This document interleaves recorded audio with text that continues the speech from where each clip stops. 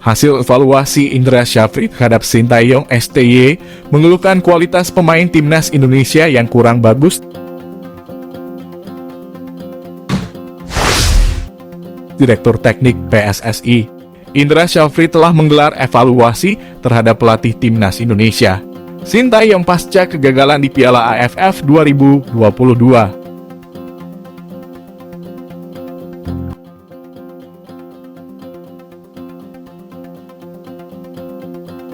Bagaimana hasilnya? Indra Syafri mendapatkan perintah dari Komite Eksekutif PSSI untuk mengevaluasi Sintayong.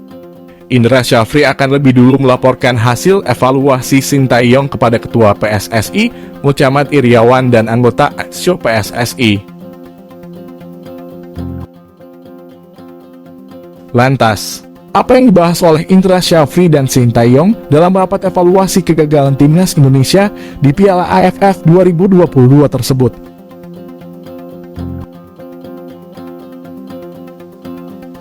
Kontrak Sintayong sebagai manajer pelatih timnas Indonesia baru akan berakhir pada akhir tahun ini, 2023. Arsitek asal Korea Selatan itu masih bakal menghadapi berbagai agenda penting, termasuk Piala Dunia U20. Sintayong hanya mampu membawa timnas Indonesia lolos ke babak semifinal Piala AFF 2022 setelah disingkirkan oleh Vietnam.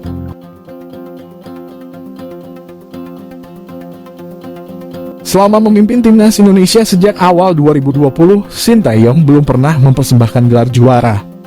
Indra Syafri sebut Sintayong layak dipertahankan meski timnas Indonesia gagal di Piala AFF.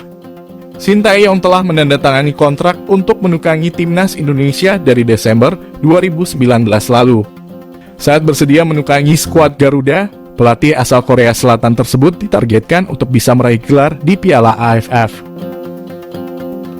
Namun selama menakodai tim Merah Putih, Sintayong belum pernah memberikan gelar satupun untuk Indonesia. Pada Piala AFF 2020, Sintayong hanya mampu membawa timnas Indonesia keluar sebagai runner-up seusai kalah agregat dengan Thailand. Kemudian pada ajang Piala AFF 2022, timnas Indonesia hanya mampu sampai babak semifinal seusai kalah agregat dari Vietnam. Meski di Piala AFF, pelatih berusia 52 tahun itu gagal membawa timnas Indonesia juara.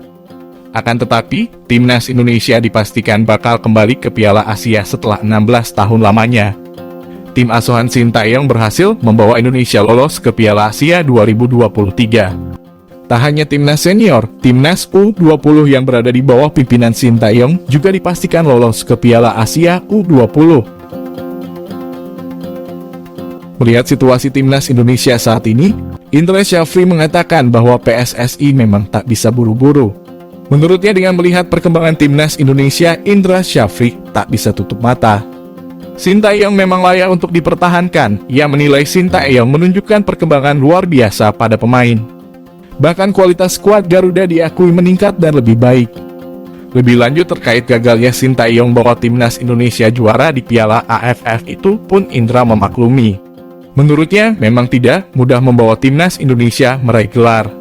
Sebagai pelatih, Indra Syafri mengaku memang tidak mudah membawa skuad Garuda meriah gelar juara. Apalagi pelatih berusia 52 tahun itu juga mengungkapkan apa saja masalahnya yang ada di skuad Garuda. Mantan pelatih timnas Korea Selatan itu mengungkapkan ke Indra Syafri bahwa kualitas para pemain masih kurang.